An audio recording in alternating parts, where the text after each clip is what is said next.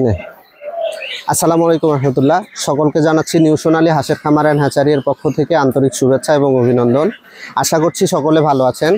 দর্শক, আজকে একটি গুরুত্বপূর্ণ বিষয় নিয়ে আপনাদের বিস্তারিত জানানোর চেষ্টা করব। সেটি হচ্ছে হাঁস খামার যে আপনি করবেন। অনেক ভাই প্রশ্ন করেছেন যে ভাই হচ্ছে যে হাঁসের কত দিনে আসলে ডিমে আসে, সে বিষয়টা আপনাদের বিস্তারিতভাবে জানানোর চেষ্টা করব। সেটা হচ্ছে কি ভাই, হাঁসের ডিম আসাটা সম্পূর্ণ নির্ভর করে হাঁসের খাদ্যর উপরে আর হাঁসের পরিবেশের উপরে। কেন খাদ্যর উপরে আপনি হয়তো প্রশ্ন করতে পারেন। আমরা অনেক খামারি দেখেছি, অনেক উদ্যোক্তা দেখেছি, যাদের ক্ষেত্রে তারা হয় কি, তারা মোটামুটি তাদের যে হাঁসের খামার বা শেড, অনেকেই রয়েছে যাদের দীর্ঘদিন পরে 8 মাস বয়স হয়ে গেছে হাঁসের, কিন্তু এখন পর্যন্ত ডিমে আসেনি। এরকম অনেক খামারি রয়েছে। বা অনেকেই রয়েছে যে প্রায় 6 মাস, 8 মাস, 9 মাস বয়স হয়ে গেছে, কিন্তু হাঁসে ঠিক মতো ডিমে আসে না। তাদের ক্ষেত্রে আসলে সমস্যাটার কারণ হচ্ছে কি, একমাত্র কারণ হচ্ছে খাদ্য। আমাদের যে খামারটা দেখতে পাচ্ছেন, আমাদের মোটামুটি আমরা দীর্ঘদিন যে হাঁস পালন করি, হাঁস পালনের অভিজ্ঞতা থেকে আমরা যেটা দেখেছি, ভালো খাবার যদি দেয়া সম্ভব হয় তাহলে একটি হাঁস 3.5 থেকে 4 মাসের মধ্যে ডিমে আসা শুরু করে, অর্থাৎ 1টা 2টা করে ডিম দেওয়া শুরু করে।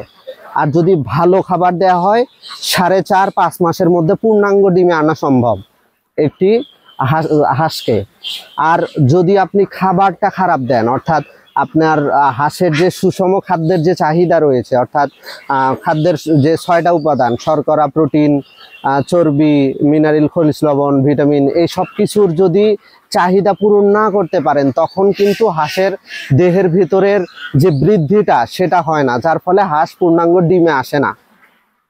সুতরাং যারা হাঁস পালন করছেন তারা এই বিষয়টা একটু খেয়াল রাখবেন যে হাঁসে পূর্ণাঙ্গ ডিমে আসতে সময় লাগে 3.5 থেকে 4 মাস, এবং সেটা নির্ভর করে খাদ্যর উপরে। এখন আমি বললাম যে হচ্ছে যে 3.5 থেকে 4 মাসের মধ্যে ডিমে আসবে, কিন্তু আপনার হাঁস 5 মাসেও ডিমে আসলো না, তখন দোষ কিন্তু আমাকে দেয়া যাবে না, কারণ আপনার তখন পরিচর্যাতে অভাব রয়েছে। অর্থাৎ আপনি হাঁসকে পর্যাপ্ত পরিমাণে সুষম খাবার দেননি।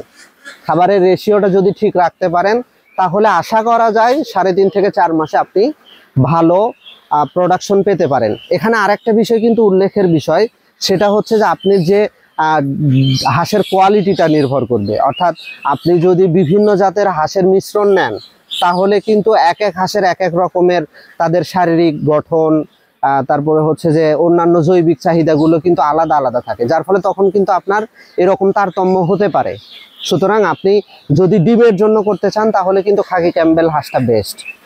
ধন্যবাদ সকলকে। আসসালামু আলাইকুম।